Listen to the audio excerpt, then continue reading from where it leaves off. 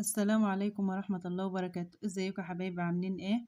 اتمنى من الله ان الجميع يكونوا بخير وهنا وسعادة يا حبايبي يا رب. وطبعا اللي اول مرة يشوف قناتي يا ريت يشترك في القناة ويفعل زر الجرس ويختار كلمة الكل عشان يوصل له كل جديد. ويا ريت ما تنسونوش باللايك الجميل بتاعكم يا حبايبي.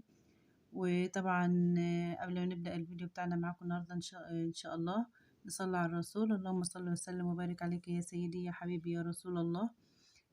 هتعملي ايه يا ام اسلام؟ زي ما انتوا شايفين كده بقى هوريكم طريقه المشي الفلاحي يا حبايبي. زي ما انتوا شايفين كده المشي بتاعنا الجميل ده. طبعا بقى اعرفك ازاي تخلي المشي بتاعك كده تقيل كده ولافف وجميل كده. ده طبعا المشي بتاعي هو خفيف شويه بقى، فانا عايزه اظبطه يعني. قلت ايه اظبطه معاكم واعرفكم الطريقه برضك. دي طريقه والدتي، يعني ربنا يبارك لي فيها يا رب ويطول لي في عمرها يا رب، ما تحرمش منها ابدا. وطبعًا أنا جايبة له بقى إيه، شطة حمرا كده زي ما أنتم شايفينها كده، من اللي هي الحراقة الspicy ديّة. وطبعًا عشان المِش بتاعِك يبقى مضبوط معاكِ وناجح معاكِ كده وطعمه حلو، طبعًا لازمًا يبقى حراق ومش عادي. أمّا يكون يعني أمّا يكون حراق كده والحروق بتاعه حلو كده، الملح بتاعه زيادة، ما عفوًا يعني ما يدوِّدش معاكِ وما يسوِّش والكلام ده كله، ويكون حراق. تمام يا حبايبي. وزي ما انتم شايفين كده، زي ما انتم شايفين المشي بتاعنا اهوت، زي ما انتم شايفينه كده خفيف خالص اهوت. فانا حابه ان انا اخليه تقيل كده ولافف وجميل عشان بقى ايه.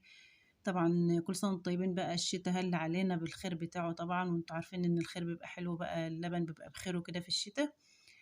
فانا بحب ان انا اخزن الجبنه في الشتاء، يعني ايه بيبقى الجبنه كده بخيرها وجميله. طبعا الجبنه القريش ديت طبعا يا حبايبي زي ما انتم شايفينها كده ما شاء الله.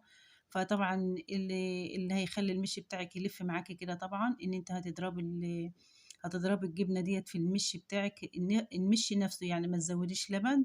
ما تجيبيش لبن ولا تزودي المشي بتاعك لبن خالص، طالما هو خفيف ما تحطيش عليه لبن. زوديه بقى ايه، تقليه بقى ايه زي ما انت شايفاني كده بقى ايه، جايبه جبنه قريش. تستغني بقى عن كيلو لبن، كيلو عفوا كيلو جبنة قريش.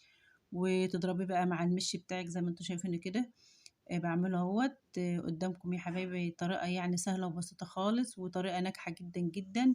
وبتخلي المش بتاعك كده لافف كده وزي المهلبية ما شاء الله. طبعا ان المش ده طبعا يعني ما بيخلاش من من بيوتنا جميعا يعني. وده طبعا انتوا عارفين ان هي يعني حاجة حرشة كده بتفتح نفسك للأكل وبنعرفش نستغنى عنها بصراحة في البيت.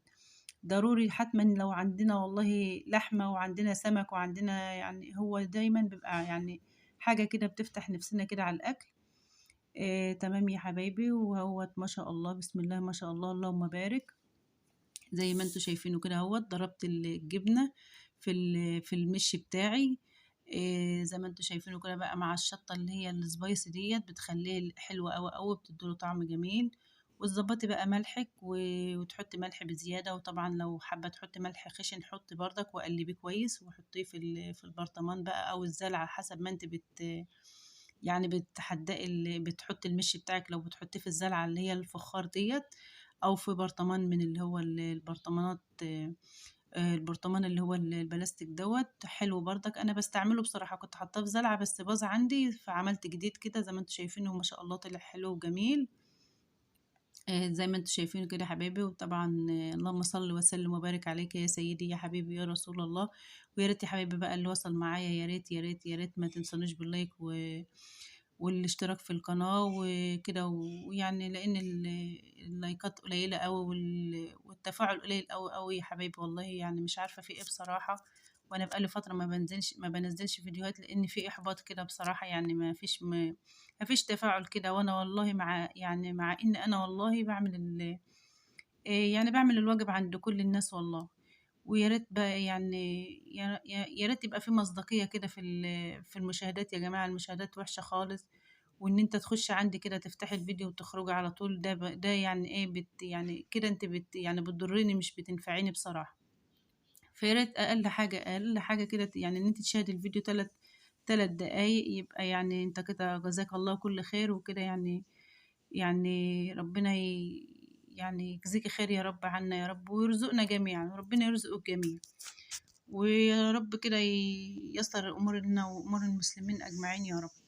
وزي ما أنتم شايفين كده بقى أهوّة يا حبايبي ما شاء الله، إيه رأيكم بقى في المِش ما شاء الله لَف أهوّة، هو طبعًا هيبيض معاكِ شوية طبعًا لإن الجبنة طبعًا هتبيضه معاكِ شوية، بس أنا طبعًا إيه هاجيب تاني برضك هاجيب فلفل بقى أحمر وأضربه برضك تاني عشان يدّينا اللون الأحمر الجميل كده، وأنتم زي ما أنتم شايفين البرطمان أصلًا أنا باحب إن المِش بتاعي يكونوا لونه أحمر كده وجميل، بس طبعًا أنا عشان عايزة أخلّيه لافف كده عملته بالطريقة اللي أنتم شُفتوها ديّة، يا ريت تعجبكم ويا ريت الفيديو يكون سهل وبسيط عليكم، وما يتحرمش منكم أبدًا يا